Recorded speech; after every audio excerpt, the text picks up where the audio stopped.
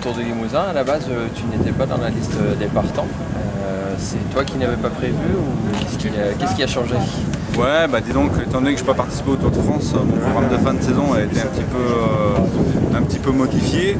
Et bon, étant donné que j'avais pas spécialement envie de participer à la Vuelta, on m'a rajouté le Tour du Limousin pour avoir un gros programme au mois d'août. Donc c'est un petit peu la raison pour laquelle je suis sur le Tour du Limousin.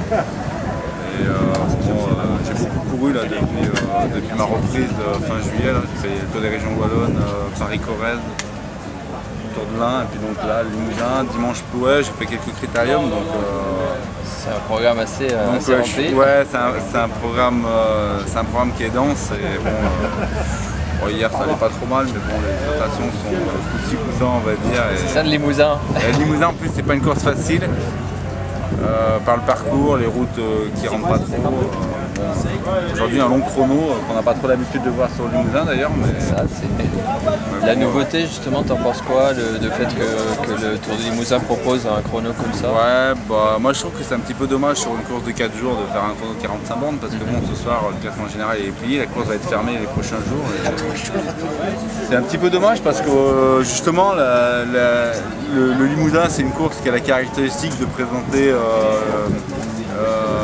une course dynamique, ouverte, où il y a des rebondissements un petit peu au niveau du classement général et souvent ça joue le dernier jour.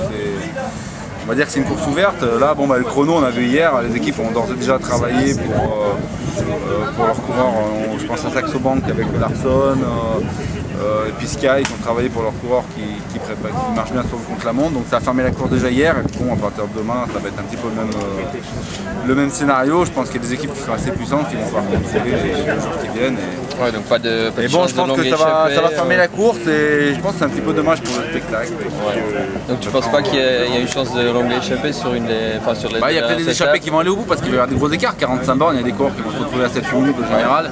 Hier en plus le peloton on a vu était décimé, on arrive à une soixantaine devant, donc il y avait déjà des coureurs qui sont loin. Donc il n'est pas impossible de voir une échappée se développer avec des coureurs qui sont loin en général et qui vont disputer la victoire.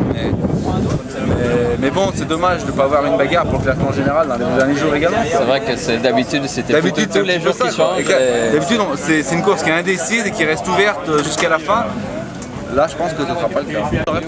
Ça aurait pu attirer Cancellara, tout ça, malheureusement ils ne sont pas venus. C'est vrai que ouais, on l'attendait. Mais bon, il y a quand même de belles équipes sur ce Limousin. Et la suite du programme avec ce mois d'août très rempli.